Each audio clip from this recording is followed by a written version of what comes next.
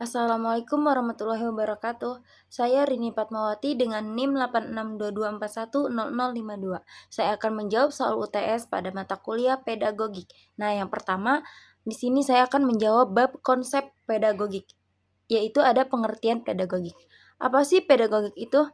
Jadi, di sini saya akan membahas pengertian pedagogik itu adalah lapangan pendidikan merupakan wilayah yang sangat luas. Kayak misalkan ruang lingkupnya mencakup seluruh pengalaman dan pemikiran manusia tentang pendidikan. Jadi, setiap orang itu pernah mendengar tentang perkataan pendidikan, dan setiap orang waktu kecilnya pernah mengalami pendidikan, atau setiap orang sebagai orang tua, guru, telah melaksanakan pendidikan. Namun, tidak semua orang mengerti dalam arti yang sebenarnya apa itu pendidikan. Jadi, pendidikan itu tidak setiap orang mengalami pendidikan, menjalankan pendidikan sebagaimana mestinya. Karena itu, kita harus memahami seluk-beluk pendidikan, perlu mempelajari ilmu pendidikan. Pedagogik di sini merupakan ilmu yang membahas pendidikan, yaitu ilmu pendidikan anak. Jadi, dari kecil kita sudah mengetahui pendidikan, mencoba menjelaskan tentang seluk-beluknya pendidikan anak. Pedagogik merupakan teori pendidikan anak sebagai ilmu sangat dibutuhkan oleh guru, khususnya guru taman kanak-kanak. Nah, di sini juga guru mengembangkan sikap mental anak, mengembangkan hati nurani atau kata hati anak, sehingga ia akan sensitif terhadap masalah-masalah kemanusiaan, harkat, derajat manusia, dan menghargai semua manusia. Begitu juga guru harus mengembangkan keterampilan anak, keterampilan hidup di masyarakat, sehingga ia mampu untuk menghadapi segala permasalahan hidupnya. Nah, di sini juga ada pedagogik pendidikan dalam arti khusus atau arti luas. Nah, jadi apa sih pendidikan arti khusus itu? Jadi pendidikan arti khusus itu merupakan usaha manusia untuk meningkatkan kesejahteraan hidupnya, berlangsung sepanjang hayat. Menurut Hendrikson, pendidikan merupakan suatu proses pertumbuhan dan perkembangan sebagai hasil interaksi individu dengan lingkungan sosial dan lingkungan fisik, berlangsungnya sepanjang hayat sejak manusia lahir. Warisan sosial merupakan bagian dan lingkungan masyarakat. Nah, jadi pengembangan manusia juga yang terbaik dan intelijen untuk meningkatkan kesejahteraan hidupnya. Menurut Hendrikson juga, pendidikan merupakan suatu proses pertumbuhan dan perkembangan sebagai hasil interaksi individu dengan lingkungan sosial dan lingkungan fisik, berlangsung sepanjang hayat sejak manusia lahir. Nah, warisan sosial juga merupakan bagian dari lingkungan masyarakat, merupakan alat bagi manusia untuk mengembangkan manusia yang terbaik dan intelijen untuk meningkatkan kesejahteraan hidupnya. Kayak gitu ya. Yang kedua juga ada tanggung jawab. Jadi pendidikan juga merupakan tanggung jawab bersama. Semua manusia, tanggung jawab orang tua, tanggung jawab masyarakat, dan tanggung jawab pemerintah. Tidak boleh monopoli segalanya. Nah, yang ketiga ada mendidik, mengajar, dan melatih. Apa sih mendidik, mengajar, melatih itu? Jadi hakikatnya mengandung 3 unsur. Yang pertama itu mendidik, mengajar, dan melatih. Memiliki pengertian yang berbeda ya. Jadi kalau misalkan kita secara sepintas bagi orang awam ya, mungkin akan dianggap sama artinya dalam praktik sehari-hari di lapangan. Kita harus mendengar kata-kata seperti pendidikan olahraga, pengajaran, lapangan gitu ya, di lapangan, olahraga latihan, dan olahraga pendidikan, kemiliteran, mengajar kemiliteran gitu. Jadi kalau latihan kemiliteran itu sebagai melatih, mendidik gitu juga. Nah, dalam bahasa sehari-hari juga ada sering mendengar kata-kata lain sering dipergunakan seperti memelihara anak dan mengurus anak. Nah, memelihara anak itu dapat diartikan memberi perlindungan kepada anak supaya hidupnya lestari. Perkataan demikian kadang-kadang dapat dihubungkan dengan perkataan memelihara ayam. Nah, jadi kita tuh kalau misalkan ke anak itu harusnya mendidik, jadi kayak jangan bilang memelihara gitu. Jadi kayak bilangnya itu mengurus anak.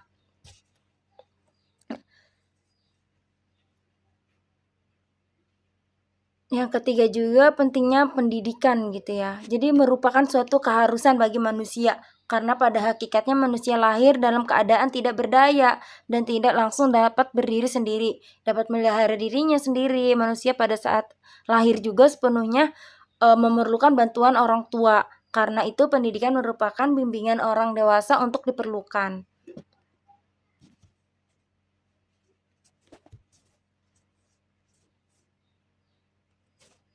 Nah, di sini juga ada pendidikan dalam praktik.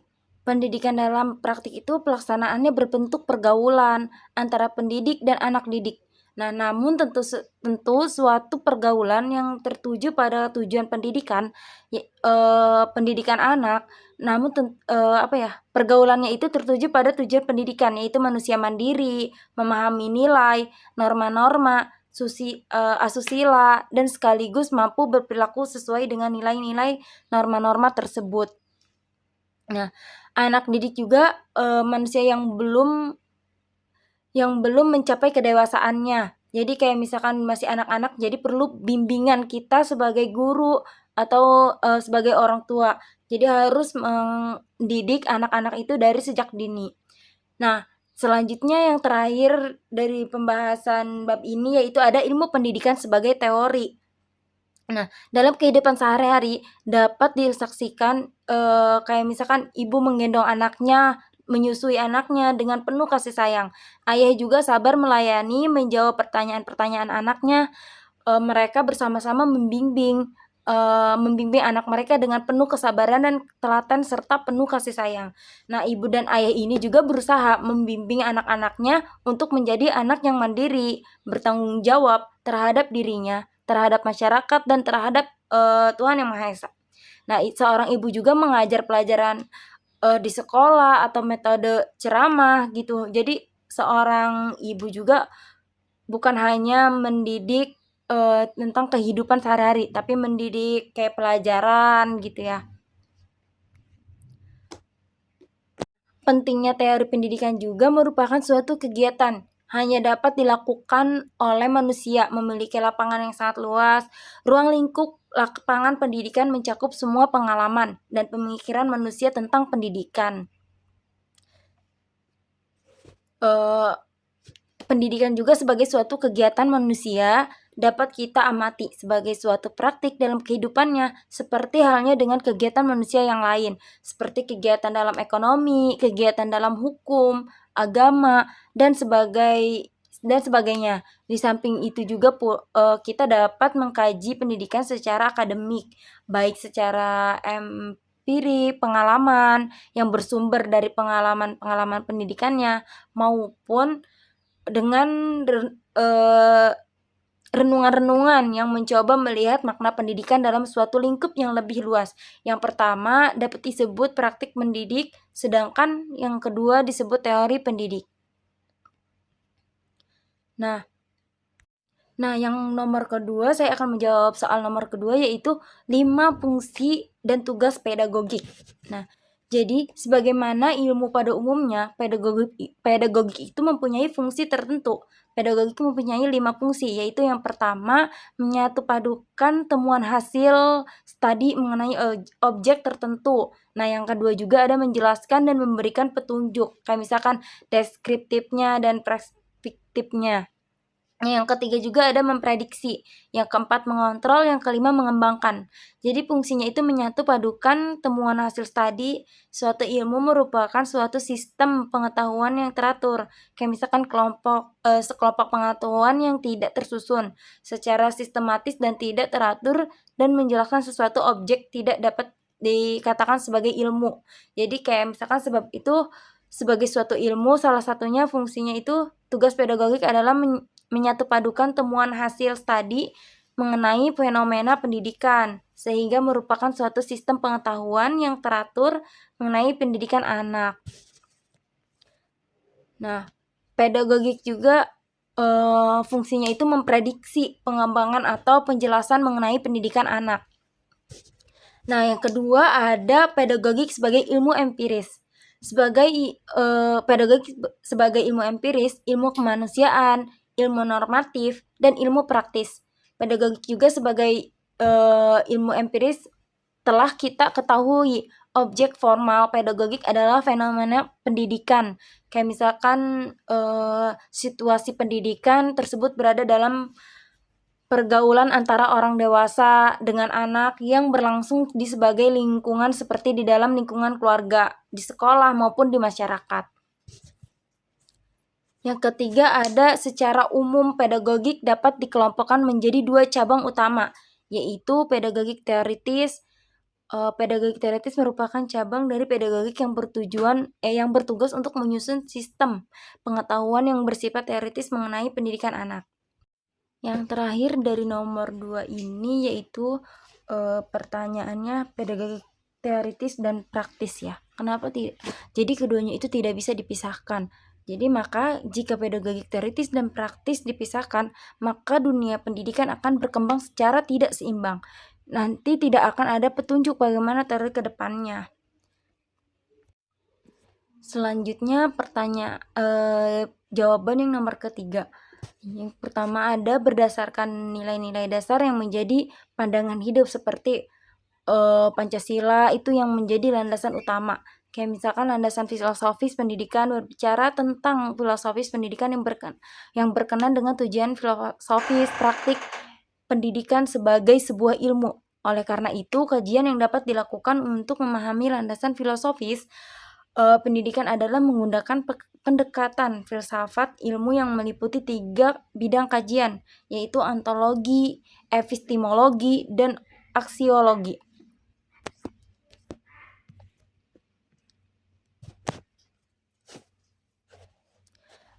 Yang pertama juga ada rumusan pendidikan harus dijiwai dan didasarkan pada Pancasila. Sistem pendidikan nasional harus berlandaskan Pancasila. Hakikat manusia juga harus diwujudkan melalui pendidikan sehingga tercipta manusia Indonesia yang dicita-citakan. Pancasila filosofi pendidikan merupakan kerangka landasan yang sangat fundamental bagi sistem pendidikan dan para pendidik.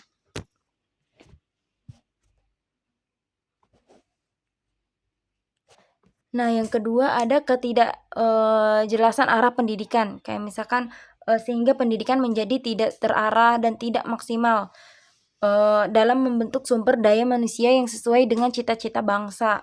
Kayak misalkan tidak ada yang jelas landasan filosofis berfungsi sebagai panduan untuk menentukan arah atau tujuan dan nilai-nilai yang ingin dicapai melalui pendidikan. Tanpa landasan ini, kurikulum metode pengajaran dan kebijakan pendidikan menjadi tidak terarah, membuat proses belajar mengajar tidak efektif. Nah, yang kedua ada pembentukan karakter yang lemah. Filsafat pendidikan membantu membentuk individu yang memahami jati diri dan nilai-nilai luhur bangsa. Tanpa landasan filosofis, siswa juga cenderung tidak memiliki orientasi moral dan etika yang kuat, serta tidak mampu mengembangkan identitas diri yang kokoh. Nah, yang ketiga ada ketidakmampuan berpikir kritis. Filsafat juga mengajarkan cara berpikir kritis dan bergulat dengan pertanyaan-pertanyaan mendasar tentang kehidupan. Kayak misalkan tanpa dasar filosofis, siswa akan kesulitan menganalisis berbagai informasi, kurang peka terhadap isu-isu sosial, dan cenderung menerima begitu saja tanpa pemikir kritis. Yang keempat ada terhambatnya pengembangan kurikulum juga tidak dilandasi oleh filsafat, akan menghasilkan kurikulum yang tidak relevan dan tidak dapat membentuk sumber daya manusia yang berkualitas sesuai dengan kebutuhan dan cita-cita bangsa. Hal ini juga dapat berdampak pada hasil belajar siswa dan kesiapan mereka memasuki dunia kerja. Yang terakhir ada meningkatnya masalah sosial. Jadi tidak memiliki landasan kuat cenderung gagal mencetak warga negara yang bertanggung jawab dan kompeten. Hal ini dapat membentuk masalah sosial seperti kemiskinan, pengangguran, dan ketidakadilan karena tidak ada sumber daya manusia yang berkualitas yang siap untuk memenuhi kebutuhan masyarakat dan negara. Jawaban yang nomor 4 yaitu 5 model belajar siswa. Yang pertama itu ada model belajar menurut siswa yang Carroll. Kayak misalkan beberapa model belajar ini diterapkan oleh ahlinya. Kayak misalkan Komponen utama belajar siswa adalah waktu. Derajat belajar merupakan fungsi waktu yang dihabiskan, dibagi dengan waktu yang direncanakan. Waktu yang dihabiskan sama dengan 3 besaran terkecil, yaitu peluang atau waktu yang ditawarkan untuk belajar. Nah, ketentuan atau waktu yang ditawarkan dengan belajar, ketekunan atau jumlah waktu yang dikehendaki. Kayak misalkan belajar untuk bersibuk secara efektif dalam belajar dan bakat atau jumlah waktu yang diperlukan untuk belajar. Nah, bertambah atau berkurangnya ditentukan oleh apakah jumlah waktu yang perlu sebagaimana hasilnya mutu pengajaran dan kemampuan murid memahami pengajaran besarnya. Yang terakhir bakatnya, kayak misalkan waktu yang diperlukan juga menjadi penyebut dalam persamaan Carroll sebagai berikut. Misalkan perkenanan pada waktu atau kuantitas persekolahan, ini juga terkait dengan model yang dikembangkan selanjutnya, kayak pada tahun 1975, 1978, 1980 memberi nama ulang terhadap beberapa bagian model Carroll. Mereka ini lebih senang meneliti kelas daripada secara individu siswa. Yang kedua ada model belajar siswa menurut Bloom. Bloom itu 1976 berpindah dari penekanan pada waktu untuk tugas pada sejarah belajar siswa dan apakah pengajaran didekati secara peka dan sistematik.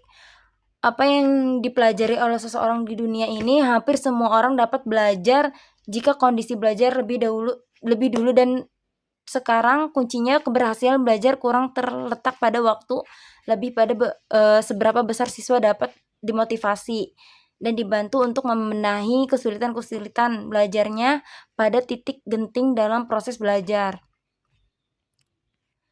Yang ketiga ada model belajar murid menurut Glasser. Jadi menurut Carroll, Bloom, dan pengikutnya tidak hanya perhatian pada proses belajar. Glasser juga benar-benar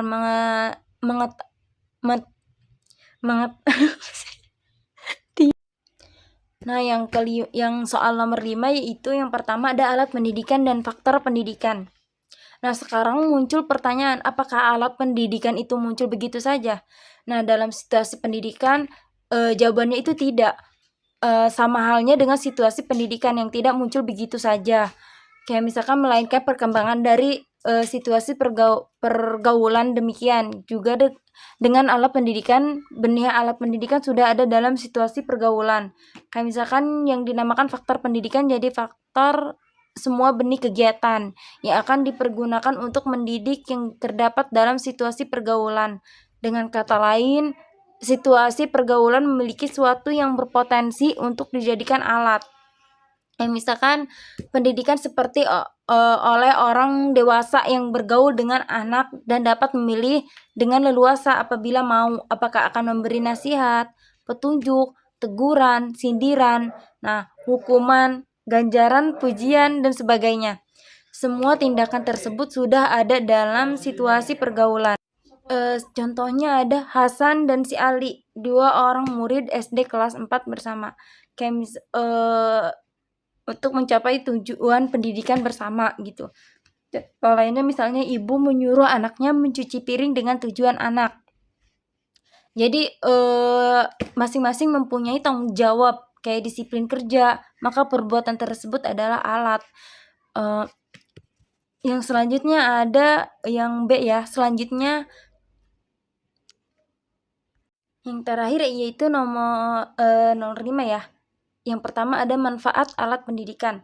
Jadi yang pertama itu mempermudah proses belajar mengajar, meningkatkan minat dan motivasi belajar, membantu murid memahami konsep abstrak, mengembangkan kemahiran praktik. Dan yang terakhir ada menggalakkan pembelajaran aktif dan kolaboratif. Nah, jadi alat seperti buku, teks, papan tulis, komputer, atau media visual membantu guru menyampaikan pelajaran dengan lebih jelas sehingga murid lebih mudah memahami materi. Jadi itu mempengaruhi proses belajar mengajar. Nah, yang kedua itu ada meningkatkan minat dan motivasi belajar. yaitu ketika pelajaran dibantu dengan gambar, video, atau alat praktikal, murid biasanya lebih berminat dan tidak cepat bosan karena pembelajaran menjadi lebih menarik. Yang ketiga, membantu murid memahami konsep abstrak. Kayak misalkan model 3D, simulasi komputer, atau dapat menjadikan konsep yang sukar lebih mudah difahami karena pelajar dapat melihat atau mencobanya sendiri.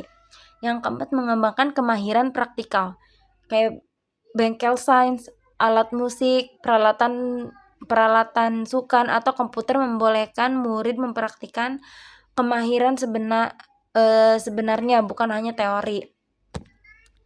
Nah, selanjutnya ada menggalakkan pembelajaran aktif dan kolaboratif. Alat pendidikan seperti papan interaktif atau peralatan eksperimen mendorong pelajar bekerja bersama, berpikir secara kritis, dan terlibat secara aktif dalam kelas. Jika tidak ada alat pendidikan, bagaimana gitu ya? Nih, jadi yang pertama itu pembelajaran menjadi kaku dan kurang efektif.